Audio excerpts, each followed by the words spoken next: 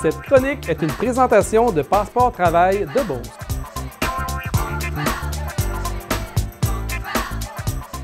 Aujourd'hui, je voulais vous parler des compétences. On parle beaucoup des compétences, on parle du bilan et du transfert de compétences. Fait que je voudrais axer sur le transfert de compétences. La priorité, c'est commencer par faire un bilan. Mais avant de faire le bilan, je vous explique c'est quoi les compétences. Les compétences, bon, c'est un savoir. À la base, c'est un savoir. Il y a ce que j'ai appris, il y a ce que je retiens d'une formation qui est un savoir. Il y a aussi des compétences qu'on appelle personnelles, qui sont finalement des qualités, la façon dont moi j'exerce ce savoir. C'est un savoir-être qu'on appelle. Mais ça fera partie d'une autre chronique. Aujourd'hui, je veux spécifiquement vous parler de ce qu'on appelle les compétences professionnelles, qui sont du savoir-faire. Le savoir-faire, c'est important d'en prendre connaissance. Quand on parle de faire un bilan de compétences, on parle de faire la liste de tout le savoir-faire que j'ai. Depuis, que ce soit au travail ou hors travail, peu importe le type d'activité, nous savons tous faire des choses. Et c'est ce bilan-là qu'il faut faire.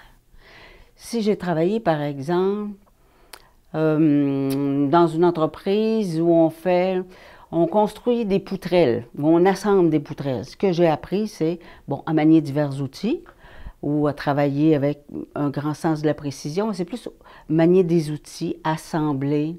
Et puis, sans doute que j'ai appris de la lecture de plan pour pouvoir faire ça. C'était mon ordre de jour de départ, donc j'accumule ça. Plus tard, je vais aller travailler, je sais pas, je vais travailler dans une entreprise où je vais apprendre à opérer une machine X. Je vais travailler ce qu'on appelle un opérateur de machine industrielle ou la conduite, peu importe l'appellation. En fait, ce que j'apprends, c'est à faire fonctionner une machine industrielle.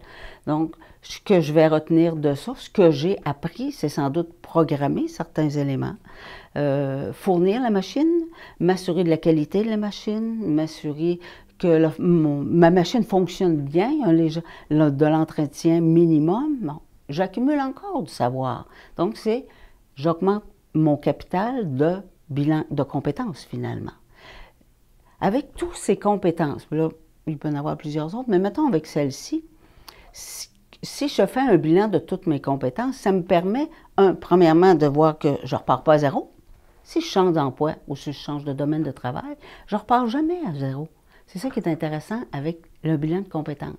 Mettre en évidence mon savoir, mon bilan de compétences, me permet de ne jamais repartir à zéro. Après avoir fait le bilan, j'assemble tous ces savoirs-là, ça me permet aussi de regarder, OK, avec tout ce savoir-là, dans quel autre domaine je peux le transférer? Si j'ai opéré une machine dans un domaine, je ne sais pas, du plastique, par exemple, ben, je pourrais opérer un type de machine similaire dans un autre type d'entreprise. Ça va être pas identique, mais mes compétences développées dans mes autres expériences de travail vont me faciliter cette tâche-là. Donc, je vais être capable de mettre en évidence, dans une entrevue d'embauche, le savoir que j'ai.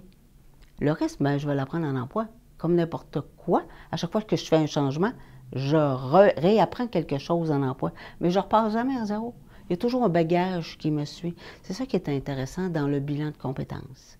Donc, je fais un bilan.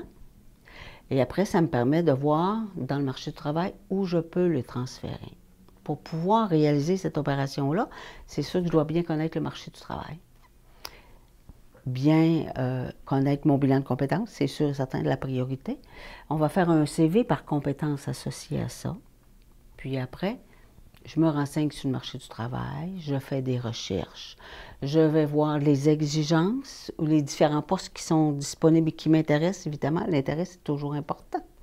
Ce qui m'intéresse, je vais me renseigner sur les exigences d'embauche, les conditions de travail. Je vais dire, bon, ben finalement, je pense que ça me plairait de transférer dans tel ou tel domaine. Ou ça serait facilitant dans tel ou tel domaine aussi. Ce qu'il me manque, s'il me manque quelque chose, ça va être une formation d'appoint que je peux aller chercher soit rapidement, soit en débutant mon travail à temps partiel aussi. C'est toujours possible. Donc, ça me permet de changer d'emploi et ou de secteur de travail.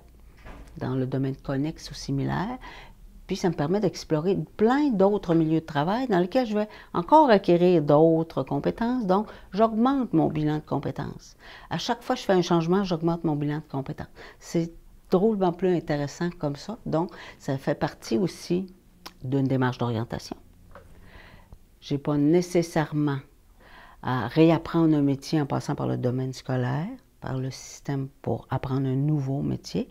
Je peux, avec le bagage que j'accumule d'année en année et par les diverses expériences de travail que j'ai, transférer dans un autre domaine. C'est une autre façon de s'orienter et c'est très positif aussi comme ça.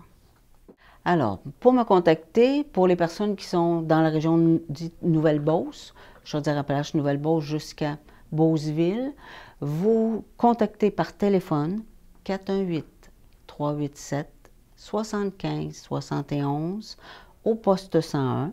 Si je suis en rencontre, n'hésitez pas à laisser un message sur mon répondeur, je vais vous rappeler dans la journée. Pour les personnes qui sont un petit peu plus loin dans la Beauce, plus près de la région, on a un bureau à Saint-Georges. Le numéro à contacter, 418 toujours, 227-1550 et vous demandez à rencontrer Sylvie Nadeau. Et ça va être le même principe, ça permet de vous rencontrer à ce moment-là. Cette chronique est une présentation de Passeport Travail de Beauce.